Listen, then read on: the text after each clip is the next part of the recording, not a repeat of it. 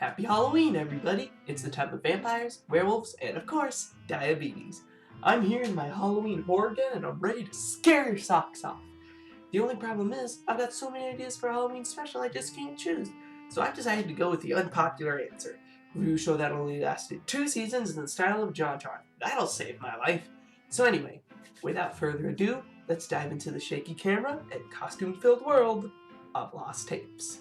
For those of you who don't know, Lost Tapes was a show on Animal Planet that lasted for about 2 seasons. It was basically a found-footage TV series about people discovering fictional creatures that don't exist, and then running for their lives from them. This show aired around the time when I was 7 or 8, so I was a wee little boy back then. And because I was a wee little boy, my parents said I couldn't watch the show. So yeah, I watched it all the time when they weren't looking. I don't really remember being scared, but there was something about the show that seemed, I don't know, fun. So today we're gonna see if there are any scares left in this thing.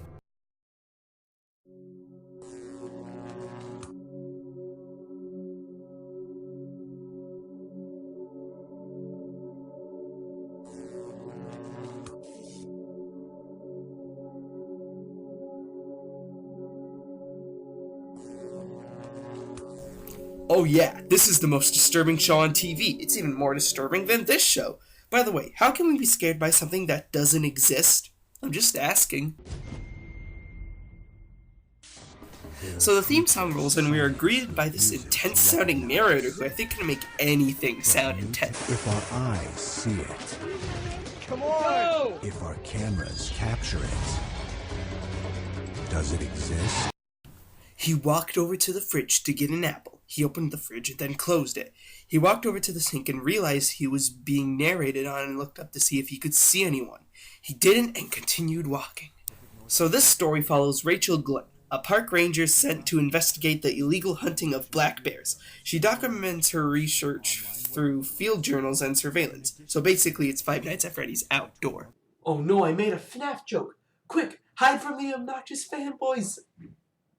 She also noticed strange, unidentifiable sounds in the area, and the distinct feeling she was being watched. Chewbacca? And with every episode begins this lie. These are her tapes. Could you imagine if those tapes were ones that landed on AFE? Though really, AFE is kind of dead to me ever since he left.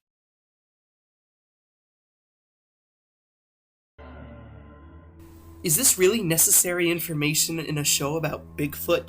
I guess that means iCarly would be filled with a bunch of facts about the anatomy of a walrus, wouldn't it? Though really, that was actually a rejected sketch I found. Really? That's the best sketch you could find? Well, I suppose we can use other sound effects in those things and it'll probably make even better.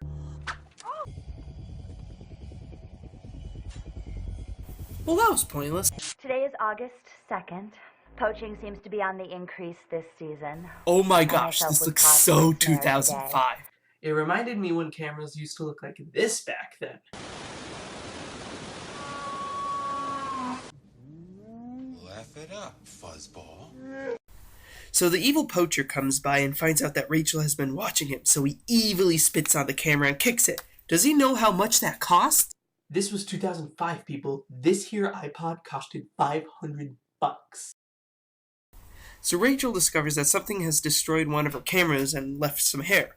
She then notices something in the distance and chases it down and somehow teleports to different places. Unfortunately, she loses the creature. But that's not the main reason I needed to speak with you. Listen, we got some info about hostile poachers up there.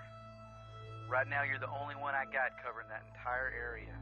Oh yeah, that shouldn't backfire in any way possible. Oh hey look, it backfired. What a shock. So the poacher leaves a scary message on her door and Rachel learns that she'll have to hold out for another 36 hours.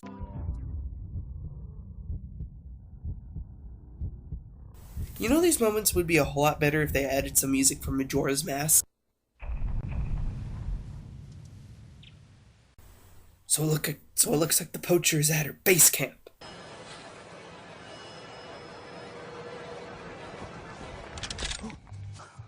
Oh dang.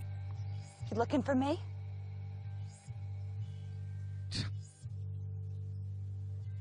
You're pretty and smart. Pervert. Oh, don't say that. That's the rifle talking. So the poacher ditches her, and I just realized that in this episode about black bears, we don't see many black bears. I mean, we see some in the description of what's going on, but never in the real show. I guess maybe the poacher can teleport to multiple places just like Rachel. So the poacher makes his final attack on Rachel when suddenly... No, but this happens. I'm not afraid to shoot you! Get the out and get the Oh lady, this is an Animal Planet show. The only time you swear is with a normal swear like crap or whatever. Uh-oh, looks like Bigfoot got his hands dirty again. Last time this happened, another stupid show on Animal Planet was made.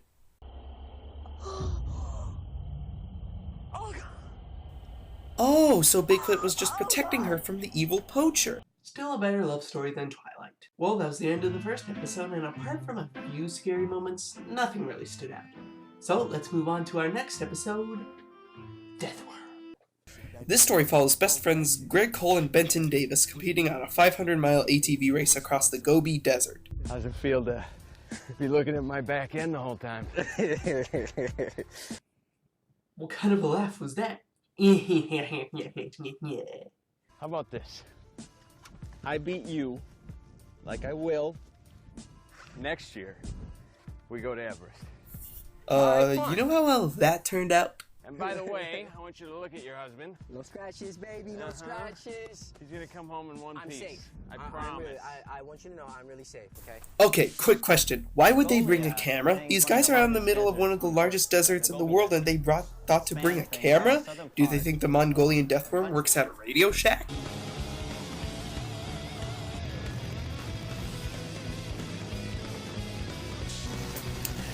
Did whoever found this have to put in cheesy 2007 music in? It's like a Pokemon movie having a soundtrack composed by Weird Al.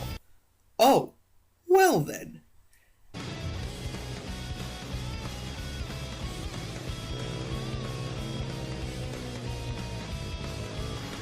They seem to be having fun. I hope they don't get lost.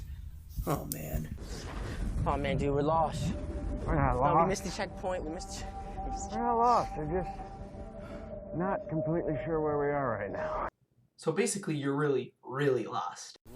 So they decide to wait until morning until they can be on the road again.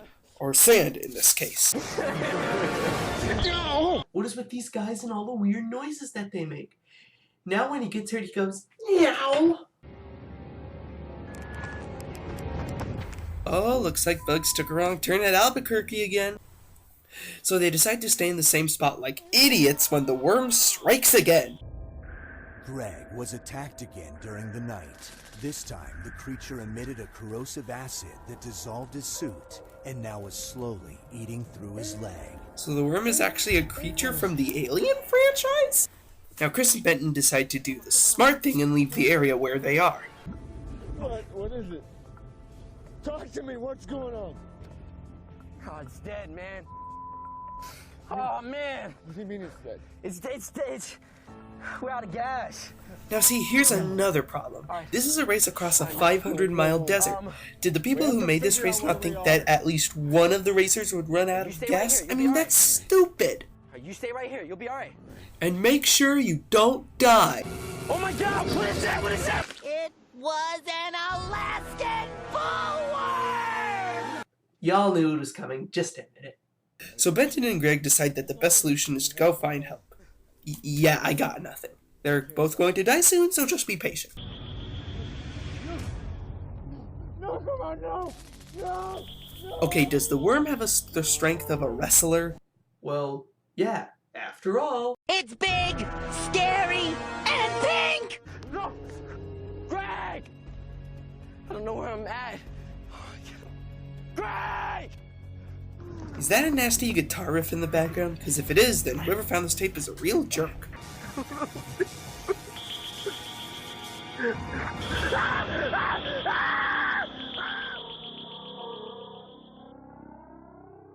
Well, that was Deathworm, and even though it had some stupid moments, there is something scary about being trapped in a place where you have no idea where you're going and having a monster on your tail. Our final episode is this. I can't say it because I'm a family-friendly YouTuber. This story follows a goth group initiating a new member. The group consists of the leader Annabelle, followed by Ophelia, Luna, and Severin. Are these people of the story or characters from 50 Shades of Grey? The person looking to join their club is a girl named Nora, whom Annabelle hasn't met yet. This can only end so well. Okay, so what's her name? Nora. That's cute. Well, we'll see if Nora the Explorer is the real deal. Otherwise, tonight's not going to be so fun for her. Oh, zinger! I'm joining this ladies' club for sure. I think I'm gonna call myself the Darkness. Annabelle also secretly plans to prank Nora by frightening her at the ceremony. This can only end so well again. Hi. I'm Steve. Well, Severin. Well, I mean, my name is Steve, but I go by Severin. I'm Nora. Boy, I'm a dumb teen looking to make out. So, Dora, are you ready? It's Nora. And sure. Sounds like fun. Was that a joke? I don't get it. Fun. Well, that's not quite the word I would have picked. I would have picked a nightmare. Don't. Neophytes are blind until they are given the gift to see. Oh, that's not exactly true. I mean, you know, there's no hardcore rule about protocol. I know, I literally just read it in a book. You should read some. So they keep driving when they're suddenly attacked by a canine with photoshopped red eyes. After that terrifying encounter, they still decide to take Nora into the graveyard. Annabelle, this place is wicked creepy. You guys have nothing to fear. I mean, what better way to celebrate life than to be surrounded by death? You would do that if you were an idiot. So they begin the initiation, and I'm not gonna lie, this is a cool scene. There's so much atmosphere with the crickets chirping in the background and the fact that they're in the graveyard. Too bad it's completely ruined by a cheap jump scare. Anyway, Annabelle decides to continue the initiation. Allow this neophyte to drink the spirit's blood so that she too may become one of us. And by spirit's blood, I mean the stuff I found in my dumpster mixed with weaselly urine. Nora, I give you the gift of sight. You're one of us now. All right. Whoa! Meanwhile, Severin and Nora are chatting when the demon dog strikes again.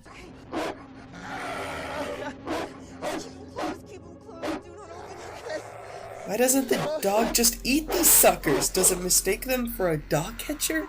So Nora and Severin bump into the group when they get into an argument. Annabelle, you guys seriously shut up! Did you see it? She okay? Oh my god, you almost completely smashed your face in glass. Why? So they get into a car accident and apparently everyone dies except Nora. I wonder how that's possible.